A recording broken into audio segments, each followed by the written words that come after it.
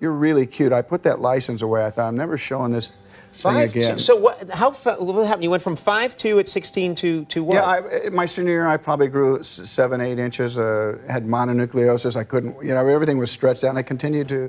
For decades, Kevin Costner stood as one of Hollywood's most trusted symbols of integrity, steady, principled, and unwavering even when the industry around him descended into chaos. Yet behind that calm exterior, Costner carried a secret burden that grew heavier with every passing year. Now, after staying silent for most of his career, he has finally revealed a truth far more disturbing than anyone ever expected. The 9 actors he claims weren't just difficult, but truly evil, people whose actions cut far deeper than petty jealousy or on-set disagreements. According to Costner, these were individuals hired to support him, strengthen his projects, and stand beside him as collaborators, yet instead they became sources of sabotage, manipulation, and emotional harm. The shocking intensity of his accusations has caused many in Hollywood to question whether these actors were genuinely monstrous, or whether Costner himself failed to recognize the toxic storm brewing within his own circle until it was too late. His revelations expose hidden betrayals, power struggles, and manipulative games that were quietly unfolding behind camera lenses and studio walls, creating an undercurrent of hostility that audiences never saw. And at the top of Costner's list stands one of cinema's greatest legends, Marlon Brando, a name Costner claims he avoided like fire, not out of insecurity, but out of a deep understanding of Brando's chaotic force, unpredictable nature, and the psychological shadow he cast on everyone around him. As the layers of this story unfold, they don't just challenge Hollywood's heroic myths, they redefine the relationships, rivalries, and dark truths that shaped Costner's journey, forcing us to rethink everything we thought we knew about these icons and the hidden wars they fought behind the scenes. When you begin with the most powerful name Kevin Costner refused to share a frame with, you land instantly on Marlon Brando, a man the world worshipped on screen, but whom insiders quietly feared off. People like to soften Brando's legacy by saying he was merely difficult. But the truth is far sharper and far darker. Brando was a one-man storm system, unpredictable, volatile, and capable of turning an entire set upside down within minutes. Costner saw that pattern early, long before he became Hollywood royalty, and he made a deliberate decision: stay away from Brando at all costs. According to producers who worked with both men, Costner began distancing himself as far back as 1986, when Brando's camp casually floated the idea of casting him as Connery's replacement in The Untouchables. For Costner, it wasn't Brando's acting that raised alarms. Brando was a genius, no one denied it. What shook Costner was the trail of psychological wreckage Brando routinely left behind. On Apocalypse Now, the chaos reached legendary levels. Brando arrived in the Philippines not just unprepared, but almost unrecognizable, over 100 pounds heavier than promised, refusing costumes, makeup, or even basic continuity. He demanded Francis Ford Coppola rewrite entire sections of the ending at a makeshift base camp, threatening to walk unless every line matched his personal whims. Crew members still whisper about the night he tossed pages of dialogue into the river and declared, "I won't say a single line I didn't approve." Coppola was forced to shoot around his tantrums, reshaping a masterpiece to survive Brando's mood swings. This was the kind of destructive control Costner feared, not artistic brilliance, but emotional terrorism masquerading as genius, and the pattern didn't end there. In 2000, during the score in Montreal, Brando humiliated director Frank Oz by repeatedly calling him Miss Piggy in front of cast and crew, mocking his past and undermining his authority. He refused to take direction from Oz entirely, demanding anyone else step between them to relay notes like a hostage negotiator. Those who were present said it was one of the most uncomfortable sets they'd ever seen. That was the moment Costner supposedly told a close friend, "That kind of energy destroys everything around it." Costner didn't avoid Brando because of jealousy, competition, or ego. He avoided him because he recognized the danger of being trapped inside Brando's vortex, an environment where brilliance came packaged with cruelty, manipulation, and absolute disregard for the people trying to work with him. The most shocking part? Hollywood kept forgiving Brando, excusing his outbursts as eccentricity, bowing to his legend while ignoring the damage he caused. But Costner refused to bend. He stayed miles away, silent but firm, determined never to let Brando's chaos collide with his world, and absolutely unwilling to let their names appear side by side on any call sheet for the rest of his life. Part 2. Madonna, the woman who turned a compliment into a global humiliation. Madonna is the only person on this entire list who didn't need months on a set, creative disagreements, or a clash of egos to make Kevin Costner dislike her. She accomplished it in under 30 seconds, with a single gesture that became one of the most talked about disrespectful moments of the 1990s. Their brief encounter happened backstage at the Los Angeles Sports Arena in 1990 during her Blonde Ambition tour, an event swirling with cameras, dancers, journalists, and the kind of electrified chaos only Madonna could generate at her peak. Costner arrived quietly, not as a superstar looking to shine, but as a respectful guest, a man genuinely impressed by everything he had just seen on stage. He offered her a simple, wholesome compliment, the sort of thing Kevin Costner, measured, modest, raised on Midwestern manners, would naturally say, "Your show was neat." That was it. A harmless, gentle, entirely good-natured comment, but the moment Costner stepped out, the air in the room shifted. Madonna, still surrounded by the cameras filming her documentary Truth or Dare, turned toward her crew with a theatrical disgust that seemed impossibly exaggerated even for her. She shoved 2 fingers into her mouth as if she were about to vomit, rolled her eyes with mocking disdain, and announced loudly, "Anyone who says my show is neat has to go." The crew burst into laughter. Someone off-camera snickered. And the tape kept rolling, capturing a superstar turning a polite compliment from one of Hollywood's most respected actors into a global joke. What Costner never expected was that this private mockery would become public humiliation, projected onto theater screens around the world when the documentary was released. To Costner, the moment was a genuine shock.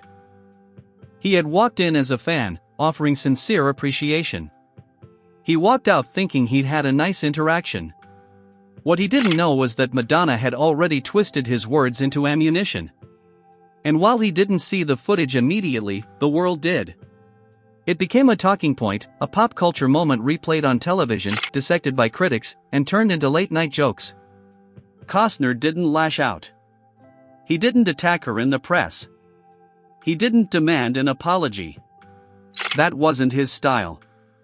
Instead, he let the tape speak for itself.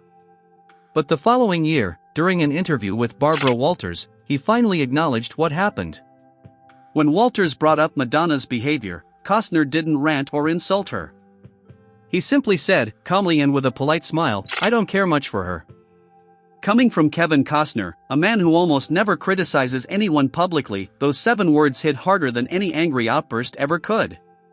It was a quiet but unmistakable condemnation, proof that Madonna's attempt to turn him into a punchline had backfired in a way she never anticipated.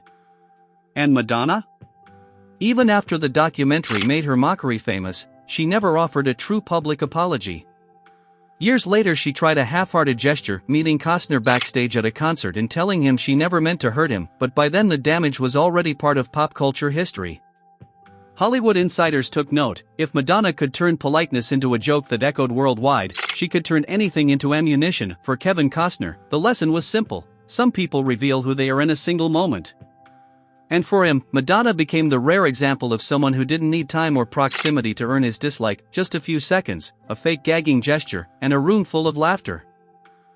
Bruce Willis's reputation hit Kevin Costner's ears long before their paths ever crossed professionally, and what Costner heard was so consistently toxic that he made a quiet but unwavering decision: he would never share a set with Willis under any circumstances. Their tension didn't grow out of a personal encounter, it began with a steady stream of stories drifting through Hollywood in the late 1980s and early 1990s, stories so similar, so detailed, and so frequently repeated that they painted a picture Costner couldn't ignore.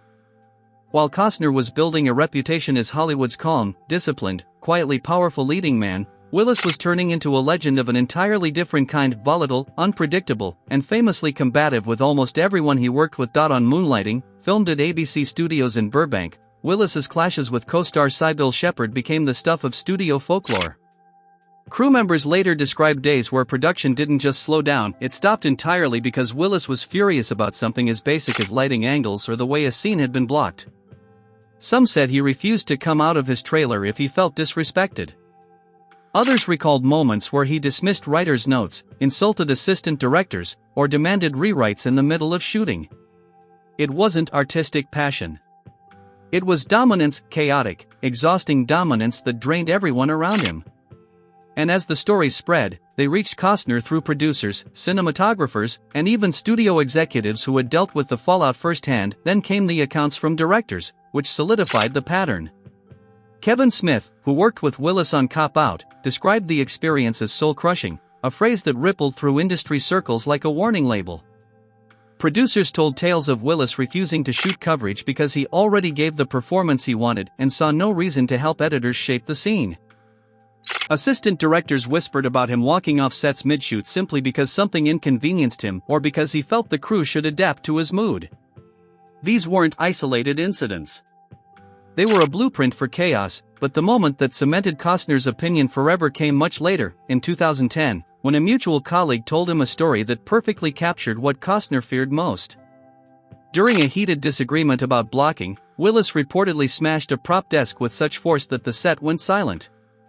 Then, without missing a beat, he smirked and bragged, "They know they can't fire me." That line reached Costner like a thunderclap. It wasn't just arrogance, it was a declaration of war on professionalism itself. And Costner's response was immediate, blunt, and uncharacteristically cold. "There's no room for people who destroy sets just to prove a point." For Costner, that wasn't a casual opinion, it was a boundary carved in stone. He has always worked in environments where respect, discipline, and collaboration matter. He believes a film set is a fragile ecosystem, one that collapses instantly when a single person injects chaos into it. Willis, meanwhile, operated like a wrecking ball, smashing through structures, hierarchy, patience, and morale with the confidence of someone who knew the studio machinery would always protect him because he was bankable. Hollywood attempted to pair Costner and Willis multiple times over the years, hoping the combination of two box office giants would create something explosive on screen. The offers came, the script circulated, and studios pushed hard. But every time, Costner declined, quietly but firmly. Not out of fear. Not out of rivalry. Simply because he refused to spend months cleaning up someone else's emotional debris or navigating an environment where another actor's volatility overshadowed the actual work. Part 5. Alec Baldwin, the man who made Costner question Hollywood's moral compass. Trouble follows Alec Baldwin with the same consistency and inevitability that discipline follows Kevin Costner, and that stark contrast is exactly where the hostility between them began. Costner has always believed that the true measure of a man isn't what he does when cameras are rolling, but how he behaves when no one is watching. Baldwin, meanwhile, seemed to leave behind a trail of public meltdowns, explosive confrontations, and deeply troubling personal moments that clashed violently with everything Costner stood for. And contrary to what many assume, Costner's distrust of Baldwin didn't start with the Rust tragedy. It started more than a decade earlier, in 2007, when Baldwin's now infamous voicemail to his 11-year-old daughter leaked to the world. The recording, filled with rage, insults, and cruelty, spread through Hollywood at lightning speed. When Costner heard it, he didn't react with outrage or gossip. Instead, he quietly turned to a colleague and asked a question that revealed everything about his worldview: how does a man talk that way to his own child? That wasn't anger. That was disbelief, pure, moral disbelief, but Baldwin's controversies didn't slow down. If anything, they escalated, year after year, each incident reinforcing the idea that he lacked the emotional stability Costner considered essential for anyone representing the film industry. In New York, Baldwin became notorious for confrontations with paparazzi outside his Manhattan apartment, shoving photographers, screaming profanities, charging across sidewalks with barely restrained fury. These weren't isolated accidents. They became patterns, headlines, and cautionary tales whispered throughout the industry. And as his temper became tabloid fuel, Costner's quiet disapproval grew stronger. Then came Baldwin's behavior on 30 Rock, the hit NBC comedy where his performance won awards but his off-camera reputation cast a long shadow. Crew members later admitted they warned new hires to stay out of his way, a sentence that infuriated Costner the first time he heard it. For him, a set must function as a workplace, a place where people feel safe, respected, and able to do their jobs without navigating emotional landmines. The idea that an entire crew had to map their movements around one actor's volatility was unacceptable to him. Costner, who runs sets with calm authority and mutual respect, saw Baldwin's environment as toxic, a workplace warped by fear instead of professionalism. But the moment that pushed Costner from quiet disapproval into permanent distance came in 2018, when Baldwin was arrested for assault after an altercation over a parking space in Greenwich Village. The details in the police report: rage, physical confrontation, public aggression, confirmed everything Costner had been hearing for years. And that night, after reading the report in silence, he finally said the words he had avoided for more than a decade: some men don't deserve the second chances they keep getting. For Costner, that wasn't judgment. It was clarity. Baldwin's problem had never been rivalry or competition. It wasn't even about professional disagreements. It was Baldwin's pattern of uncontrolled impulses, public explosions, and a refusal to take responsibility, qualities that violated everything Costner believed a leading man should embody. In an industry where reputations can be polished, forgiven, or hidden by PR teams, Costner saw Baldwin as someone who kept proving, again and again, that he was willing to let his temper destroy careers, relationships, and trust, and that, more than any script or opportunity, was the reason Kevin Costner kept his distance. Hollywood might continue offering Baldwin second chances, but Costner refused to stand beside a man whose chaos could con. Part 6: Robert Duvall. The friendship that turned into a showdown on set. Nothing prepared Kevin Costner for the shock of discovering that Robert Duvall, a man he admired long before they ever shared a frame, would become one of the most challenging collaborators of his career. Costner walked into open range believing he was directing a legend, someone he respected too deeply to ever expect conflict from. But trouble surfaced the moment the billing conversations began. Duvall didn't hint or negotiate, he delivered his stance like an ultimatum. He refused, flatly and aggressively, to take second position on the poster, even though the film was Costner's project, Costner's vision, and Costner's name that carried the marketing weight. Crew members still whisper about the tense meeting inside the Los Angeles production office where Duvall allegedly leaned forward, locked eyes with Costner, and snapped, "I don't follow anybody." Then he stormed out, leaving the room ice-cold and stunned. That stubborn energy followed them onto the New Mexico set. The tipping point came during a pivotal rehearsal, one of those moments where the nuance of a scene could shift the emotional truth of the film. Costner, directing with his usual calm precision, offered a minor adjustment to the camera movement. Something small. Something subtle. But Duvall didn't just reject it, he rejected it with a public display that shook the entire crew. His voice rose, loud enough to stop conversations on the other side of the set. He insisted he knew better, accused Costner of over-directing, and dismissed the note as if it came from a first-time filmmaker, not the man who had just shepherded Dances with Wolves to Oscar glory. Witnesses described the moment as one of the rare times they saw Costner's patience tested to its breaking point, but he never lost his composure. Privately, however, the damage was done. That night, Costner confided to a producer, "He's the most stubborn man I've ever directed." The performances the world saw on screen were seamless, powerful, and deeply emotional, but behind the camera, the partnership had already fractured. They finished the film like professionals, both too disciplined to let conflict spill into the final product. But the friendship, real, long-standing, and once filled with mutual respect, never fully recovered. Costner never invited Duvall to collaborate again, not out of spite, but because trust is the one currency a director can't afford to lose. And on that set, trust died quietly between them. Part 7: Oliver Stone, the director who pushed Costner to his breaking point. What made Kevin Costner and Oliver Stone turn JFK into a battlefield instead of a collaboration? The answer revealed itself almost immediately when filming began in Dallas in 1991. Costner stepped onto the project expecting intensity. Stone was known for it, but he wasn't prepared for the deeper conflict that emerged. It wasn't about scenes, schedules, or character choices. It was about something bigger, history itself. Stone didn't just want to tell a story. He wanted to reshape the past until it matched his theory, bending facts, merging accounts, and crafting a narrative that aligned with his personal vision of the Kennedy assassination. Costner respected artistic freedom, but Stone's approach veered into territory he couldn't ignore. The first major clash erupted during a script review inside Stone's New Orleans production office. Costner questioned a scene that presented speculation as indisputable truth. Stone fired back instantly, not calmly, not conversationally, but with a force that filled the entire room. He paced like a man possessed, waving a pen in the air and insisting, "The audience doesn't want facts. They want truth." To anyone else, it might have sounded philosophical. To Costner, it sounded reckless. The distinction enraged him because the film wasn't fiction, it dealt with a national tragedy that still haunted millions. To muddy fact with interpretation was, in Costner's eyes, a betrayal of responsibility. From that moment on, tension mounted daily. Stone pushed the conspiracy angles harder. Costner kept asking for documentation, structure, grounding. Their arguments became so intense that crew members recalled mornings where shooting was delayed because the two men were locked in heated debate. One assistant director remembered Stone slamming his binder onto a table and declaring, "History is a narrative. I'm shaping it." That was the moment Costner realized they weren't making the same movie.